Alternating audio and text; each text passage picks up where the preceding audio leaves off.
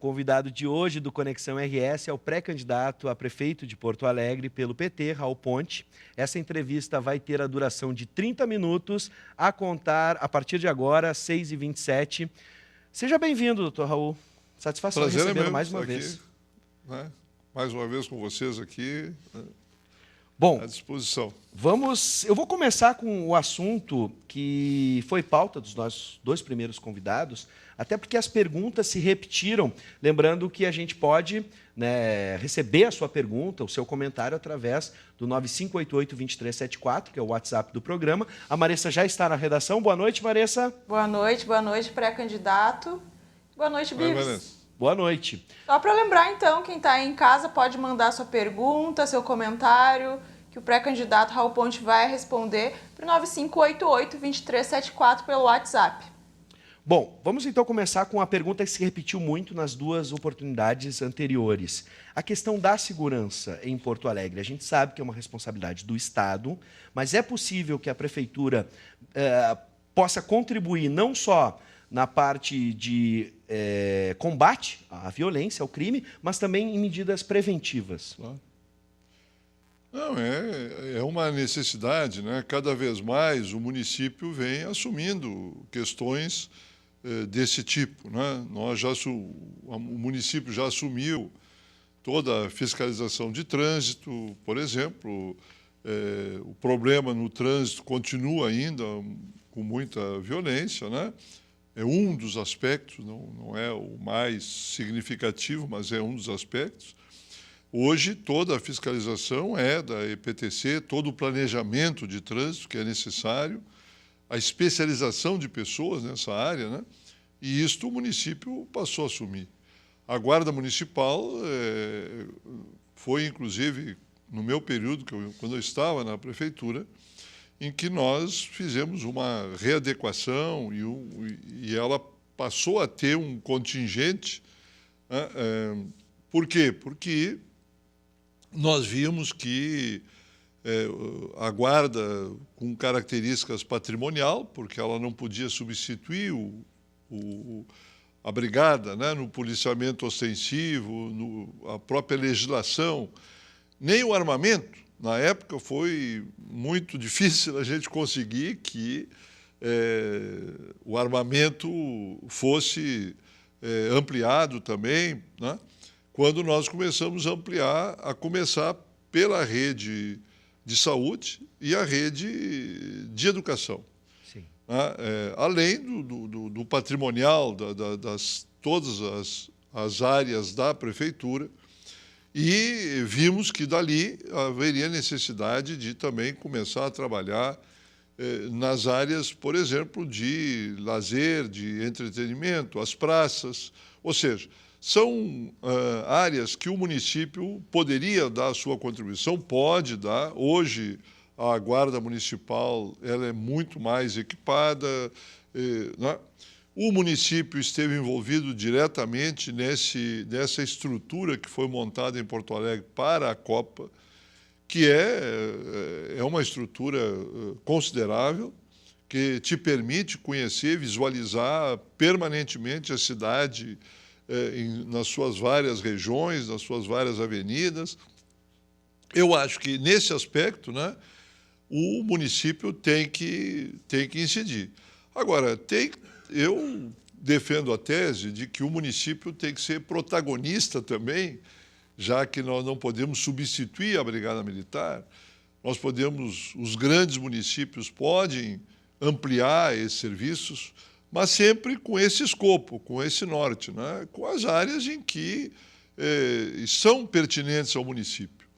Né? Porque o bolo tributário, ele transfere cada vez mais coisas para o município, mas ele continua com os perfil de 88. Ele continua com o perfil da Constituição de 88, onde o Estado fica aí com 17%, 16,5%, 17% do bolo tributário. Então, para mais encargos, nós precisamos ter outra competência, né? outra fonte de financiamento. Mas, enquanto isso não ocorre, eu acho que a gente também tem que ter o protagonismo de incidir num debate que vem crescendo no Brasil, felizmente vem crescendo, que é uma rediscussão do modelo de segurança pública no Brasil. Se tu me perguntar a minha opinião, como deputado, trabalhei nesse sentido na Câmara, com poucos resultados, não pelo meu esforço, mas porque a Constituição de 88, ela amarrou de tal maneira isso, que é muito difícil. Hoje, aqui na Assembleia, os deputados, por exemplo, não têm autonomia para pensar um plano piloto, para pensar uma experiência no Rio Grande do Sul diferente dessa separação que tem hoje entre a Polícia Civil, a Polícia Judiciária e o policiamento militar, ostensivo, fardado e etc. Né? Quer dizer, isso é um retrocesso. Não funciona. Acaba limitando a atuação do município. É muito caro. Sim. É muito caro. Né? Tem uma dupla burocracia, duplica um conjunto de insumos, gastos, instalações, sim, que poderiam ser muito mais e melhor, né, racionalmente utilizados. Então, bom, eu acho que por aí a gente, claro, encontra uma saída para melhorar o quadro atual, né? Bom, começamos com segurança pública, mas já expandimos para outros assuntos e eu quero que a Maressa participe, então, da nossa conversa. Maressa, da nossa redação, por favor. Lembrando que você aí de casa pode mandar seu WhatsApp. A gente tem perguntas já, diretor? Podemos fazer essa? Pois tá, não. Ok. Vamos filtrar mais, ok? Isso. Lembrando sempre, gente, mandem cidade, mandem o nome de vocês e façam perguntas referentes à cidade, porque tem muita gente que faz pergunta referente à dívida do Estado com a União, etc. Eu vou fazer uma pergunta referente a... vou remeter à entrevista da Luciana Genro, que esteve aqui na semana passada, e a gente perguntou para ela sobre possibilidades de aliança, por exemplo, num segundo turno, um eventual segundo turno, em que fosse ou o PT ou o PSOL para o segundo turno, se haveria possibilidade de aliança. O que ela nos relatou, e daí eu vou utilizar aspas, é que a candidatura do Raul Pontes seria uma tentativa do PT de regressar a um passado que não existe, a um próprio PT que não existe mais, e ainda disse, aspas, que o PT hoje está aniquilado. A minha pergunta é, dada essa posição, como é que fica a possibilidade de um diálogo maior entre as esquerdas e provavelmente a necessidade que haverá no segundo turno de uma aproximação? Olha, eu respeito muito, né, a Luciana, e acho que ela tem uma postura equivocada, né, porque eu já coloquei isso para o PSOL, né, para o deputado Ruas, para ela diretamente, inclusive, que nós devemos ter, se tivermos duas candidaturas nesse campo, que nós deveríamos ter, desde o primeiro momento, um compromisso público de apoio mútuo no segundo turno. Eu não tenho nenhum problema de dizer que, se nós não estivermos no segundo turno, nós queremos apoiar uma candidatura do campo da esquerda. Se for a Luciana, né, pelo quadro que está se colocando, será ela, porque nós não temos outra candidatura neste campo. Os partidos que estão no campo de esquerda, na Câmara Federal, no país, é o PT, o PSOL, o PCdoB, que está aliado conosco, né? E, bem, o PDT parcialmente, porque o PDT está num processo de redefinição. Nós gostaríamos de estar juntos já no primeiro turno, né? E, por isso, procuramos o PCdoB, estamos fechando uma coligação com o PCdoB, e seria bom que nós tivéssemos não só uma aliança com o PDT, com o PSOL no primeiro turno, mas no longo prazo. Ou seja, a crise que o país vive, ela exige partidos e frentes partidárias de longo prazo. O grande problema da política brasileira é a falta de coerência, de definição ideológica dos partidos, programática. O eleitor ele tem que visualizar em cada momento, com mais facilidade, quem é quem. Né? Hoje, agora mesmo, nós estamos vendo que, na maioria dos municípios, as coligações serão as mais variadas. Ora, isso deseduca o eleitor. e mostra que os partidos não são programáticos, não são ideológicos. Então, nós não vamos procurar aliança aqui em Porto Alegre, ou nos municípios que governamos, com partidos que não estão neste campo, né? Que não estão num campo de coerência programática, porque a eleição tem que servir para o eleitor, tem que servir como um elemento pedagógico, um elemento de educação política. Então, eu lamento que a Luciana tenha uma postura tão radical, tão sectária em relação, porque eu reconheço que ela é deste campo e eu não teria nenhum problema. Já disse isso, inclusive, para ela, para o presidente do partido, para o Roberto Robaina, para o deputado Ruas, em conversas que tivemos há um tempo atrás, e acho que nós devemos estar juntos no segundo turno. Eu não tenho nenhum problema de assumir, inclusive, publicamente, no primeiro turno, esse compromisso já. Sim. Bom, agora vou usar também a fala do nosso segundo convidado, o deputado Nelson Marquesa Júnior, que falou sobre, já que estão falando na crise do Estado, né, o senhor também falou em arrecadação, a Prefeitura de Porto Alegre também passa, né, nesse ambiente de crise que vivemos. O deputado Nelson Marquesan falou numa reestruturação do funcionalismo, né, para que os funcionários e servidores municipais fossem de carreira, né, diminuição de cargos de comissão, enfim, e também aumento ou não de algumas taxas na cidade. Seria necessário, nesse momento, o senhor que já teve a experiência de estar na Prefeitura de Porto Alegre, reestruturação da área de funcionalismo municipal e também se há serviços que não deveriam mais estar com a Prefeitura? Olha, eu reconheço, né, que a situação hoje é bem mais difícil. Mas naquela época nós não só pagávamos em dia, tínhamos, pelos dados deste ano, pela capacidade de investimento dada ao orçamento participativo, né, naquele período, em relação ao OP, nós tínhamos 15 vezes mais de investimento novo na cidade. Os recursos que nós colocávamos no orçamento participativo eram muito superiores. O percentual hoje, o OP não trabalha com mais do que 1% da receita total do município. Nós trabalhamos com 15%, 16% para decisão da comunidade e a Prefeitura tinha o compromisso de executar aquilo. Eu acho que hoje a situação é bem mais difícil, concordo com isso. Sei que é muito mais difícil. E o país, sem crescimento, ele é claro que atinge o município. Compreende? Com recessão, taxa de crescimento zero, isso se reflete, porque o município ele também vive do crescimento econômico. Ele não tem, né, o retorno de ICMS, que no caso da capital é pequeno. Não é? É pequeno. Hoje, a grande receita do município em Porto Alegre é o ISSQN.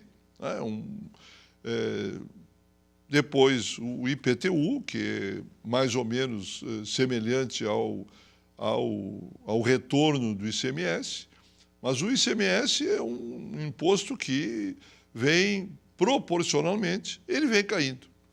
Ele vem caindo na proporção do orçamento da capital. Então, o município não tem muitas alternativas. No governo Lula, o ITR foi liberado, mas nós não somos mais um município rural. Né?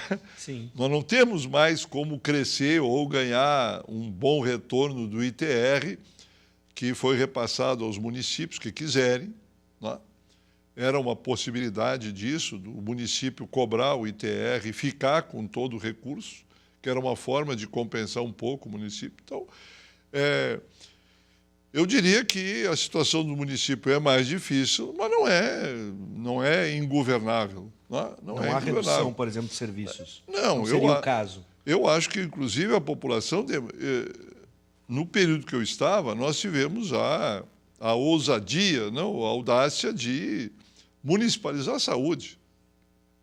E de contrapeso ainda veio mais um hospital, que é o Presidente Vargas, né? de infantil e pré-natal, natal, ou seja, então um hospital que era importantíssimo para a cidade. Bem, nós saímos de 17, 18 postinhos de saúde para uma rede de mais de 100 unidades. O Sistema Único de Saúde hoje em Porto Alegre, ele atende diariamente milhares de pessoas. Sempre se chama a atenção da pessoa que está mal na fila, que desmaiou, que pode até às vezes morrer na fila, mas enquanto um morre na fila, milhares foram atendidos no mesmo dia. Em cirurgia, em atendimento, em exames, né? Porque há uma rede de mais de 100 unidades espalhadas atendendo a população, mais o atendimento da saúde da família, né?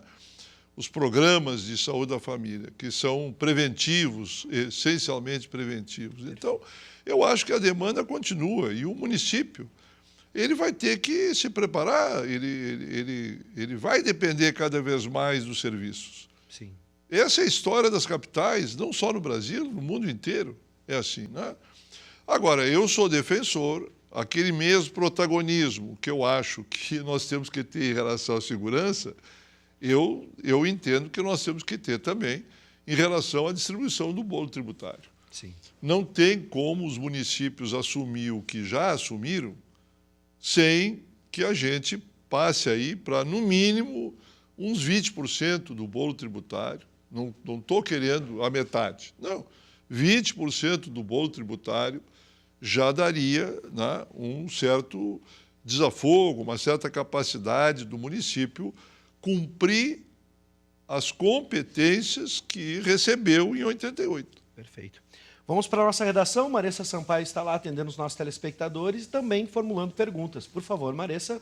Só mais uma. Na próxima eu chamo de telespectador, tá? Muito bem. É o seguinte, Raul, o PT ele não fez até agora a autocrítica que as pessoas esperavam em relação às suas alianças. Inclusive, as alianças com o PMDB podem ainda acontecer, né? Não foram proibidas nem nada nessas eleições municipais.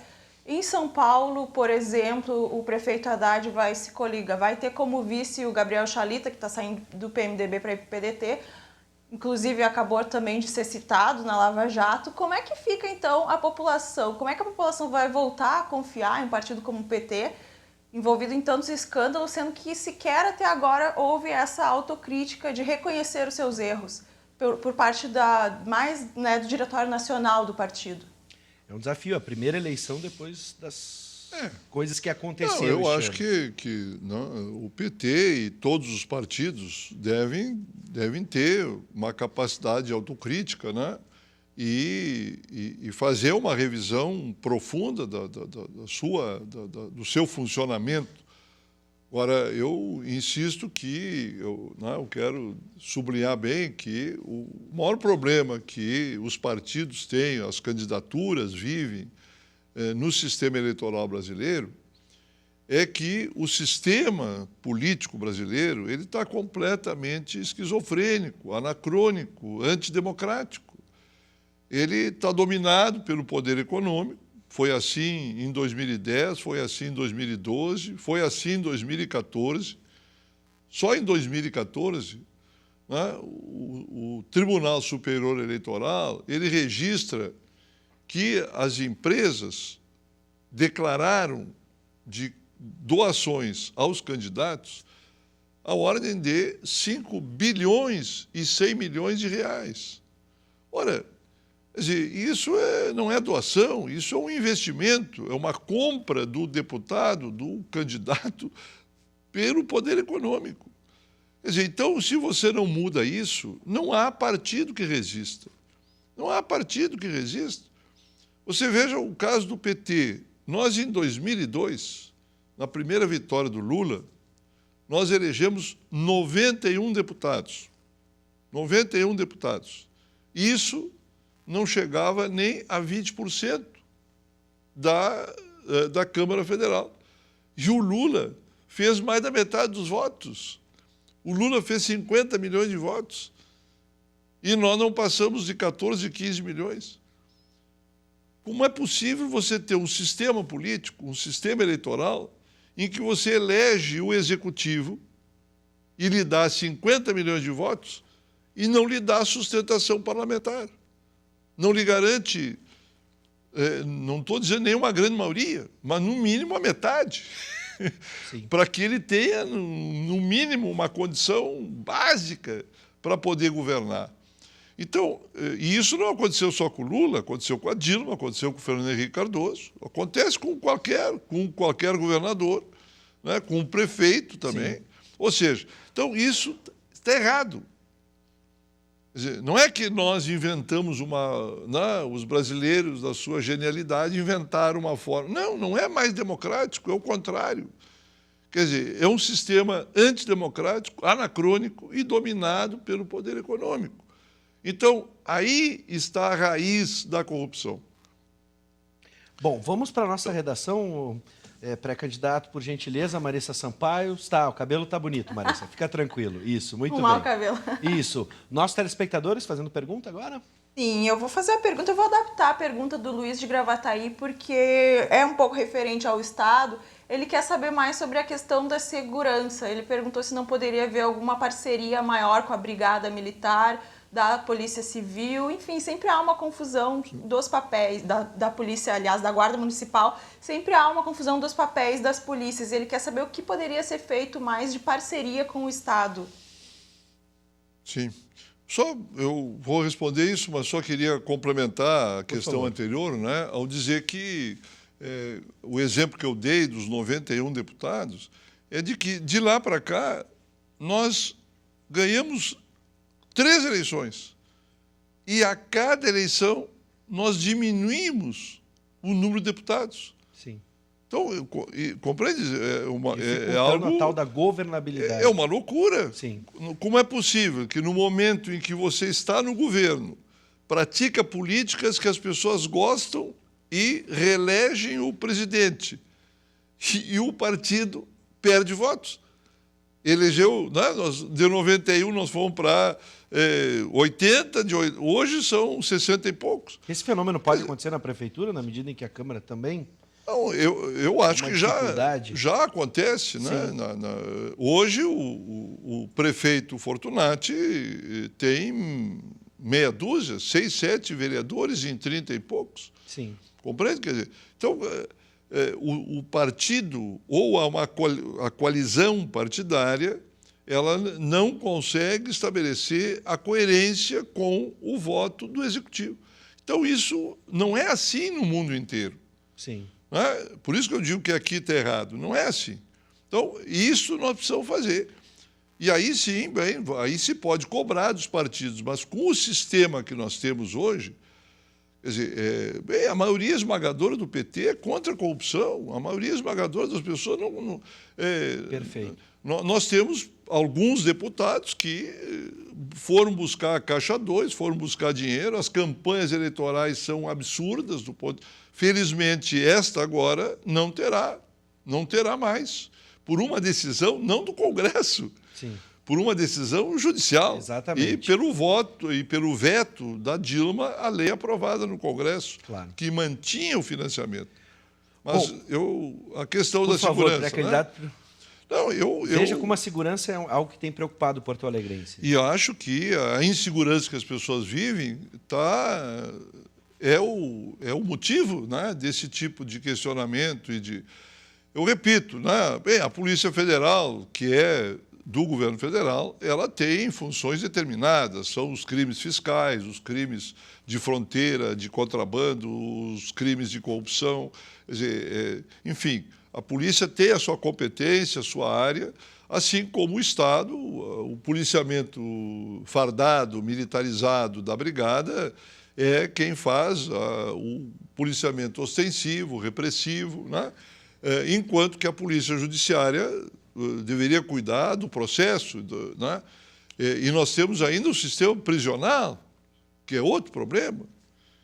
Se você vai nas instituições públicas, tipo os fóruns, os tribunais, etc., e vê como que ali as coisas funcionam e como são as instalações, e vai numa escola pública ou vai num presídio,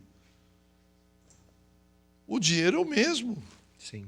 Como é possível você ter essa brutal distorção, né?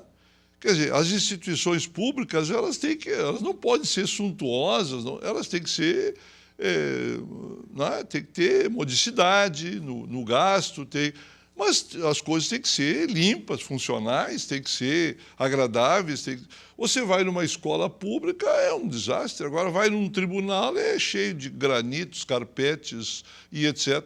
Quer dizer, isso não dá para sustentar. Nós temos que ter um outro tipo de avaliação também, né? Sim. O judiciário ele tem que ter compromissos, responsabilidades também para onde manda o sujeito que foi julgado. É só do executivo? Não. Eu acho que no Brasil hoje esse debate tem que ser muito sério, tem que ser muito profundo. Sim. Se você pega os níveis salariais entre os poderes, não tem comparação. Claro. Quer dizer, mas o dinheiro é o mesmo que vem do cidadão, é o imposto que está pago, que é igual para... Bom, né? Ex-deputado, ex-prefeito, pré-candidato, Raul Ponte, a sua experiência, o PT ficou 16 anos no poder, a gente tinha outras questões, como a questão da mobilidade urbana, transporte coletivo, a questão do Uber também, que está nas redes sociais, gerando polêmica. Eu faço a última pergunta e as suas considerações finais e deixo em aberto, com a sua experiência, tudo que já viveu na política, qual é o desafio da capital a partir de agora, nessas eleições municipais de 2016? Qual é o grande desafio para o prefeito, ou, enfim, a prefeita, todos os pré-candidatos que estão aí, incluindo o senhor? Olha, eu acho que tem um primeiro desafio, né, é que nós estamos vivendo numa situação de anormalidade. E a campanha e a prefeitura, a quem ganhar, terá que ter também, além das tarefas de administrador, terá que ter um protagonismo no momento que nós estamos vivendo. Porque nós estamos vivendo uma situação de anormalidade, compreende? Quer dizer, existe uma presidenta eleita que está com o seu mandato em suspenso, existe um governo provisório que trocou todo o ministério e que mudou toda a política sem eleições. Sem eleições. Então, esse tema não pode estar fora do debate e não pode estar fora também da administração. Por quê? Porque grande parte das políticas sociais que o município executa hoje são políticas sociais que vêm do governo federal. O Mais Médico, o Minha Casa Minha Vida, os recursos para a educação técnica, ou seja, coisas decisivas para a cidade. Né? O Brasil Carinhoso, a política de pré-escola, que é responsabilidade do município. Sim. Todos esses programas vêm sendo financiados pelo governo federal. Ora, se eu tenho um governo provisório que mudou toda essa política, o que vai fazer o prefeito? O prefeito hoje, com os recursos só do município, ele mal e mal paga a folha. Perfeito. Ele mal e mal paga a folha. Então, os municípios terão que ter esse... Do meu ponto de vista, nós estamos assumindo uma dupla tarefa aí, que é o protagonismo político no país e sermos administradores da penúria. Bom, enfim, eu quero agradecer mais uma vez a disponibilidade. Doutor Raul, seja sempre bem-vindo à Eu que agradeço aqui a Ubra. Né? E a gente espera uma boa sorte. Parabéns pelo programa de vocês aqui, porque em Porto Alegre nós não temos um programa desse. Bom, nenhuma emissora estamos aqui em Canoas, capital, mas representando toda a região metropolitana. Nenhuma emissora da capital eu tenho a oportunidade, e os outros candidatos também, de chegar e ter meia hora. Em nome de todos, agradeço o elogio. Parabéns, e, parabéns. Mais uma vez, muito obrigado. Ainda bem que somos vizinhos. Seja bem-vindo sempre.